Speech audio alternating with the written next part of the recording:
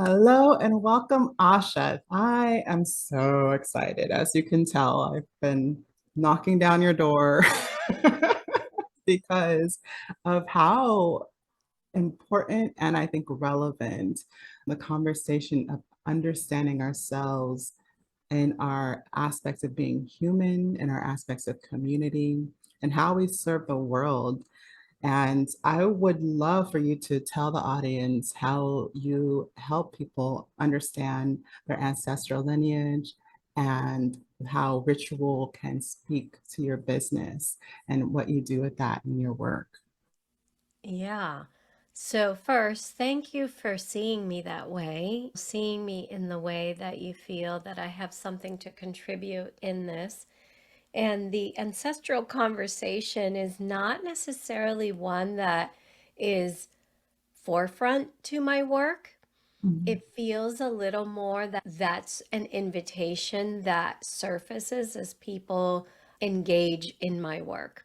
Mm. And I come from Venezuela.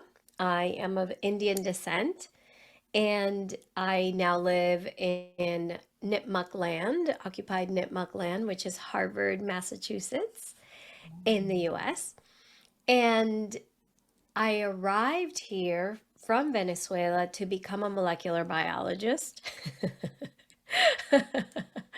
And So through nice. science, through the journey and the adventure of science, I found myself leaning into wanting to heal and wanting to figure out some things around my relationship with my father and the pain that I had there. And so that's what led me to spirituality, which is probably what leads most of us to spirituality, right? It's, yeah, unless we just get to be so lucky that we grow up in families where that's front and center. And the work that I now do is all collected in the Dharma School. And there's two components to it. One, which is big and central and like super passion of mine, is sacred commerce.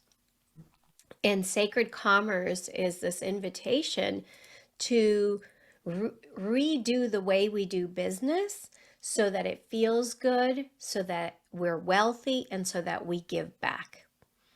And I think the feel good and be wealthy are kind of obvious. We get that, right? Like Yeah. we get that. Like those of us who've been in this exploration get that. And there is some work there still for many of us where what I'm finding in sacred commerce is that we're doing karma healing and Mm. sometimes ancestral healing around worthiness, not just worthiness of money, but also worthiness of why we don't give ourselves permission to feel good. So Yes. there is definitely like a whole ancestral conversation happening there because in a beautiful way, I heard this. I cannot take credit for it. I heard it, I believe, on a podcast, and it just shook me. And they said, and I wish I knew the person that said this, but they said, we are our grandmother's dreams. Mhm. And wow, does that kind of put me in my place and like super gratitude for the lineage that I come from, super gratitude for her dreams, and super gratitude for the things that I do have access to. Yeah. Because the ancestral story is not just about healing the crap, right? Yeah. It's also about a reclamation of the beautiful and of the resilience